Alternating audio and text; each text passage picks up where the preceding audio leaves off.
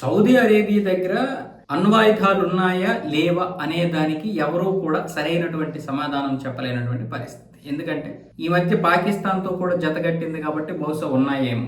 ఒక ఇంటర్వ్యూలో JD వాన్సే Iran గనక అణ్వాయుధాలు తయారు చేస్తే ఆ మరుసటి రోజే సౌదీ అరేబియా అణ్వాయుధగల దేశంగా తయారవుతుంది అన్నాడు. లేకుండా వెంటనే అయిపోదు కదా.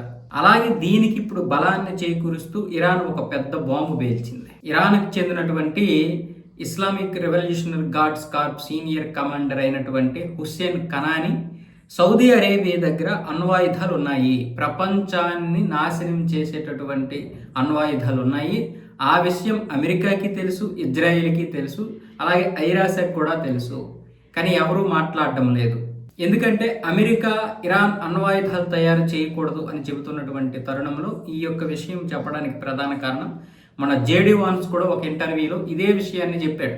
ఒకవేళ ఇరాన్ కనుక అణ్వాయుధాలు తయారు చేస్తే వెంటనే సౌదీ అరేబియా ఆ విధంగానే తయారవుతుందని. ఎక్కడి నుండి వచ్చాయి మరి? ఈ మధ్య చూస్తే గత సంవత్సరం పాకిస్తాన్ సౌదీ అరేబియా ఒక ఒప్పందం చేసుకున్నాయి. ఆ ఒప్పందంలో భాగంగా ఏమైనా సరే అణ్వాయుధాలు సౌదీకి చేరాయా, లేకపోతే సౌదీకి సంబంధించినటువంటి అణ్వాయుధాలు పాకిస్తాన్ దగ్గర ఉన్నాయా, లేకపోతే పాకిస్తాన్ దగ్గరే అణ్వాయుధాలు ఉంచేసి దానికి సంబంధించినటువంటి మెయింటెనెన్స్ డబ్బు ఎంత కావాలో అంత సౌదీ అరేబియా పాకిస్తాన్కి ఇచ్చిందన్న విషయం కూడా ఇంకా తర్జం భర్జంలోనే ఉన్నాయి.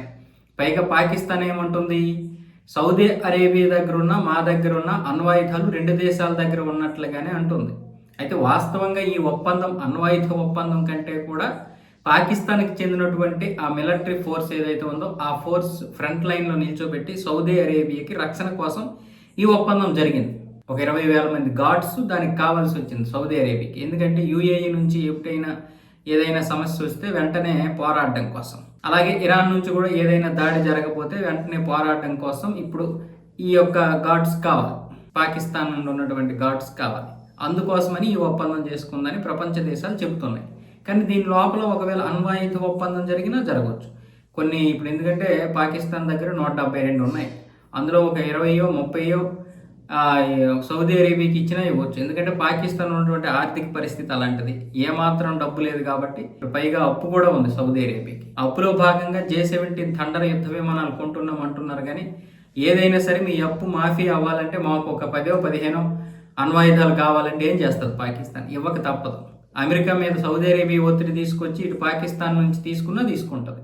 కాబట్టి దీనికి ఇప్పుడు ఇరాన్ చేసినటువంటి ఇదేదైతే ఉందో ఆరోపణ ఇరాన్ కోపంతో చేయొచ్చు. అంటే మేము అణ్వాయుధాలు తయారు చేస్తున్నాం అంటుంది, కానీ సౌదీ అరేబియా దగ్గర కూడా అణ్వాయుధాలు ఉన్నాయని కోపంతో చేయొచ్చు, లేదా అమెరికాని ఇరకాటంలో పెట్టడానికి చేయొచ్చు.